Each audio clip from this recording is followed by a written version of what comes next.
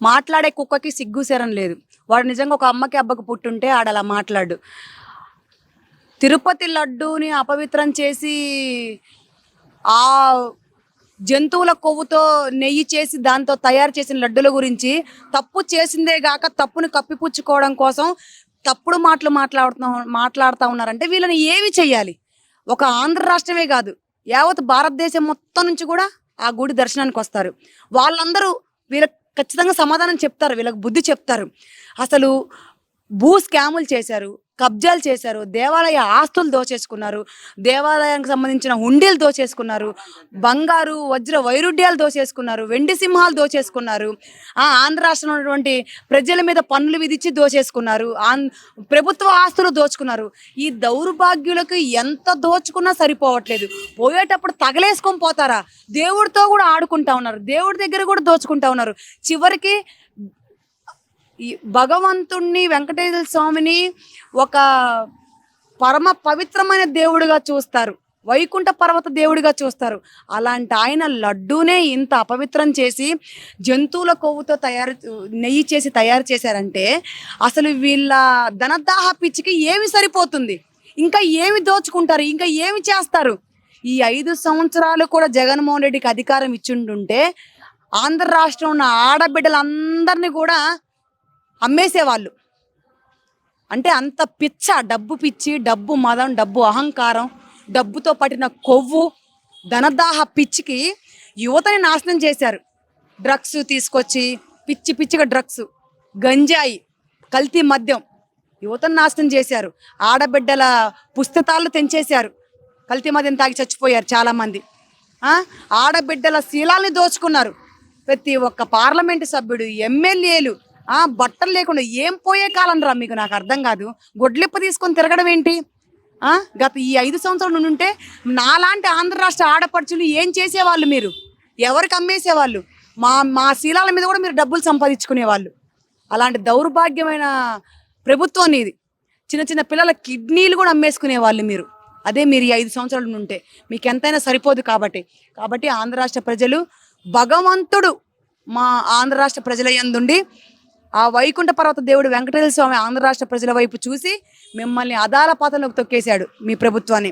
మీరు ఏదైతే గుడి మీద అపవిత్రం చేశారో, ఉండి లెక్కింపులు తేలకుండా ప్రతి ఒక్కటి స్కాములు చేశారో, ఆయనకు వచ్చే బంగారంలో ఎంత నొక్కేశారో, ముఖ్యంగా లడ్డూలో విషయాన్ని ప్రతి ఒక్క చిట్టాతో సహా, ప్రూఫులతో సహా, కాగితాలతో సహా, అధికారం నుంచి వచ్చిన కాగితాలతో సహా, ల్యాబులో వచ్చినటువంటి లిస్టులతో సహా మీ కళ్ళ ముందు పెడతాను.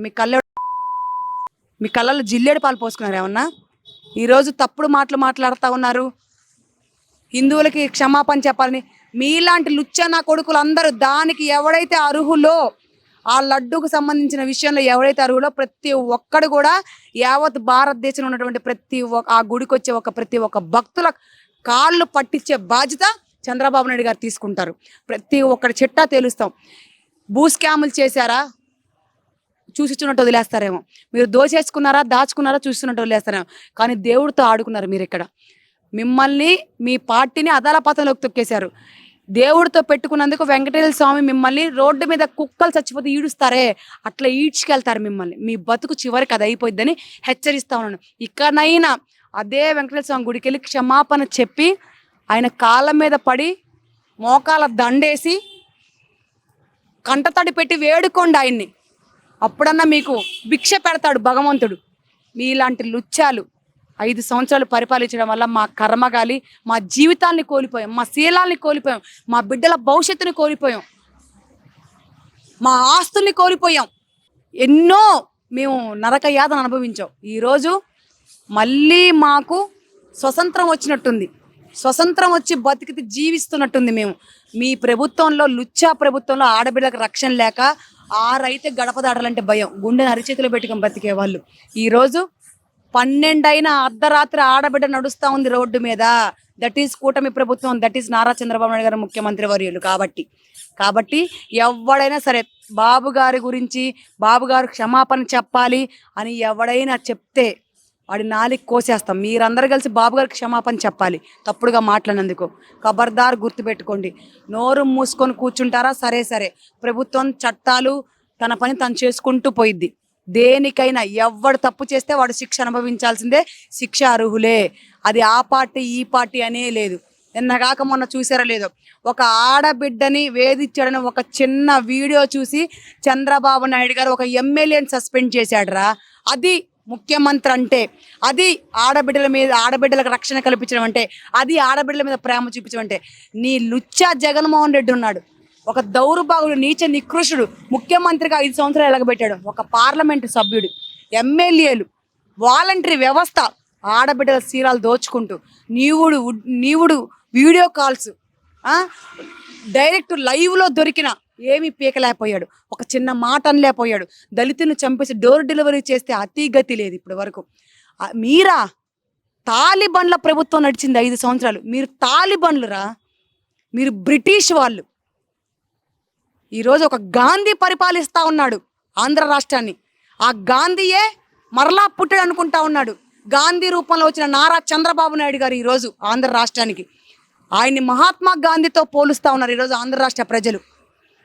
మీలాంటి వాళ్ళు మాట్లాడే అర్హతే లేదు. మీరు ఎక్కడో దాక్కోవాలనుకుంటున్నారో దాక్కోండి, ఎక్కడున్నా ఈడ్చిచ్చి తీసుకొస్తారు.